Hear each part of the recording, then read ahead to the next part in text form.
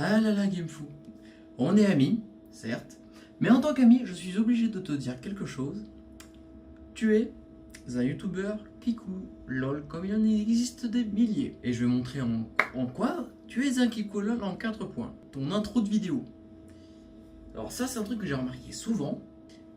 Tous les youtubeurs qui essayent de se lancer sur YouTube vers 15 piges à faire des vidéos, et il y a des chaînes qui ont des centaines de vidéos, tu sais pas pourquoi, qui sont toujours sur le truc du moment, genre Fortnite. Ça c'est ton cas.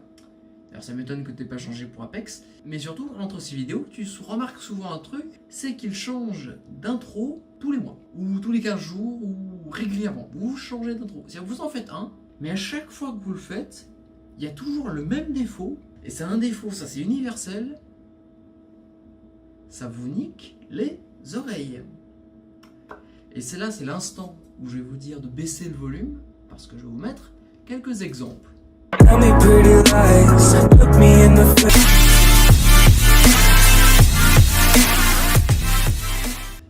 Ça va, ça fait pas trop mal aux oreilles? Bon, on remonte le son, voilà. Deuxième point, vous faites des vidéos sans interruption. Vous en faites tout le temps, vous faites des lives tout le temps. Il n'y a aucun cut.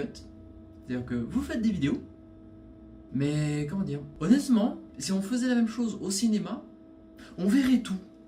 C'est-à-dire, par exemple, Agent 007, on vous attend en Italie, il est actuellement à Londres. Ça voudrait dire que dans le film, on aurait les 7 heures où il est dans l'avion. Si on suit votre logique, pas de cut, rien non. S'il vous plaît. Des transitions, s'il vous plaît. C'est-à-dire, prenez pas votre live en entier et le rebalancez par sur YouTube. Ayez un minimum de politesse. Sans parler du fait que t'as pas envie de regarder le live. Si c'est pas pour le regarder en temps direct, ça sert à rien de le regarder après. Alors, le mettez pas en ligne juste après. Troisième point. Ils font parfois une vidéo où ils se montrent, où ils montrent leur setup. Alors, hormis le fait de se la péter, bon, je vais pas juger parce que moi, quand j'ai acheté ma nouvelle carte graphique, je me suis un peu pété. Je vais pas critiquer, même si je me suis pas pété sur internet, ce qui est pas pareil. Eux, c'est là où ce que je fais là. Ça, c'est un cadre fixe. C'est agréable à regarder, on ne voit pas ce qu'on ne doit pas avoir. Ça me permet à moi de contrôler le bordel qu'il doit y avoir autour. Vous ne voyez rien et c'est ce que je veux. Et surtout, c'est agréable pour vous regarder. Si ça tremblait, ce serait chiant. Et ça, c'est ce qu'ils font genre jamais. Essayez au moins de faire croire que vous n'êtes pas en train de tenir un téléphone, s'il vous plaît. Rien que ça. Dis-toi, mets-toi en tête que tu as une caméra de 10 kg dans les mains. Ok, c'est un téléphone. Mais mets-toi en tête, essaye de filmer comme si tu avais une caméra qui prend cette place-là, dans ta main. Imagine le ressenti de la vision que tu as. Là c'est posé sur un trépied qui géostabilise, c'est-à-dire que je fais ça, ça reste stable quoi qu'il arrive. Là, je m'en sers comme trépied, et je peux vous montrer, si je le chope, comme ça. Là, je secoue, comme ça, comme pas permis. Et vous n'avez rien vu. Pourtant, si je vous montrais, moi j'ai fait ça. Donc, soit tu fais un plan fixe, de loin, pour qu'on voit tout d'un coup, soit tu fais pas de plan et tu fais juste une vidéo facecam où tu parles de tes composants et tu fous une photo. C'est pas compliqué à faire comme montage. D'ailleurs, Jules, tu as utilisé Power Video. Faire un cut, mettre une photo, recut, c'est possible de faire ça.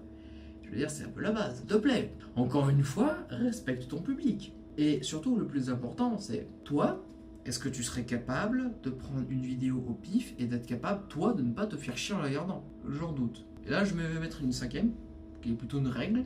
En gros, si quand tu regardes ta vidéo, tu te fais chier, ne la mets pas en ligne. Ça vaut pas le coup. D'ailleurs, les vidéos de vrais youtubeurs qui font des bons contenus de jeux vidéo, c'est ce qu'ils font.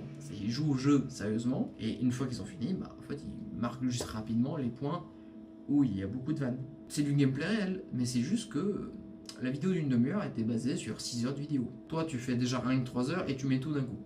C'est indigeste. Comment tu pourrais corriger très facilement ta chaîne YouTube? Viser un peu plus le top 1 du YouTube Game. 1. Ton intro, baisse le son. C'est-à-dire, il est moche, hein, de manière...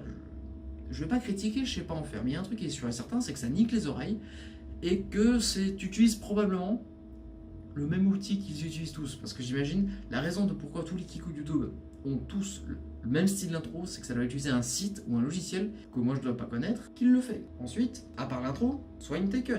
Enfin, non, pas soigne tes cuts, fais-en tout court.